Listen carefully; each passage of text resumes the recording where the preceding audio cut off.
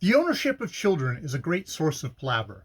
The law among Negroes and Bantus is that the children of a free woman belong to her. In the case of tribes believing in the high importance of uncles, considerable powers are vested in that relative, while in other tribes certain powers are vested in the father. The children of slave wives are the only children the father has absolute power over if he is the legal owner of the slave woman.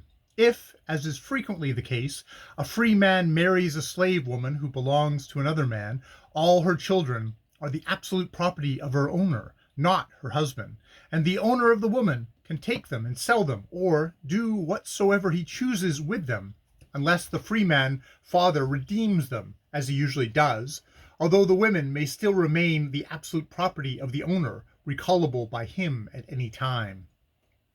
This law is the cause of the most brain-spraining palavers that come before the white authorities.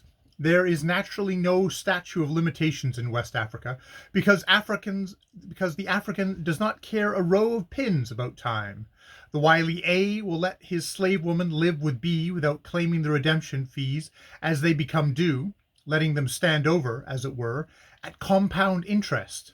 All the male as well as the female children of the first generation are A's property, and all the female children of these children are his property even unto the second and third generation and away into eternity. A may die before he puts in his claim, in which case the ownership passes on into the hands of his heir or assignees, who may foreclose at once, or entering into their heritage, or may again let things accumulate for their heirs. Anyhow, sooner or later the foreclosure comes, and then there is trouble. X, Y, Z, etc., free men, have married some of the original A's slave women's descendants. They have either bought them right out, or kept on conscientiously redeeming children of theirs as they arrived. Of course, A, or his heirs, contend that X, Y, and Z, etc., have been wasting time and money by doing so, because the people, X, Y, Z, have paid the money to have no legal title to the women. Of course, XYZ contend that their particular woman, or her ancestress, was duly redeemed from the legal owner. Remember, there is no documentary evidence available, and squads of equally reliable and oldest inhabitants are swearing hard, all both ways.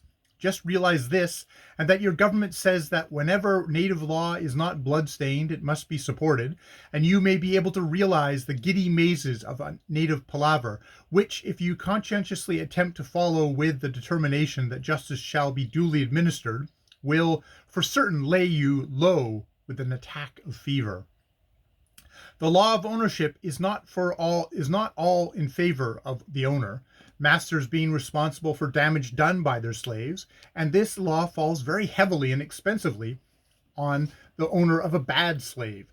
Indeed, when one lives out here and sees the surrounding conditions of this state of culture, the conviction grows on you that, morally speaking, the African is far from being the brutal fiend he is often painted, a creature that loves cruelty and blood for their own sake. The African does not, and though his culture does not contain our institutions, lunatic asylums, prisons, workhouses, hospitals, etc., he has to deal with the same classes of people who require these things. So with them, he deals by means of his equivalent institutions, slavery, the lash, and death. You have just as much right, my logical friend, to call the West Coast chief hard names for his habit of using brass bars, heads of tobacco, and so on, in the place of sixpenny pieces, as you have to abuse him for clubbing an inveterate thief. It's deplorably low of him, I own, but by what alternative plan of government can his be replaced I do not quite see, under existing conditions. In religious affairs, the affairs which lead him into the majority of his iniquities, his real sin consists of believing too much. In his witchcraft, the sin is the same. Toleration means indifference, I believe, among all men. The African is not indifferent on the subject of witchcraft, and I do not see how one can expect him to be. Put yourself in his place and imagine you have got hold of a man or a woman who has been placing a live crocodile or a catawampus, or some kind of your own, or some kind into your own or valued relatives or fellow townsmen's inside, so that it may eat up valuable viscera and cause you or your friend suffering and death? How would you feel? A little like lynching your captive, I fancy. I confess that the more I know of the West Coast Africans, the more I like them. I own I think them fools of the first water for their power of believing in things, but I fancy I have analogous feelings towards even my fellow countrymen when they go and violently believe in something that I cannot quite swallow. That is the end of chapter 14, Fetish, and we will continue with chapter 15, Fetish continued yet again.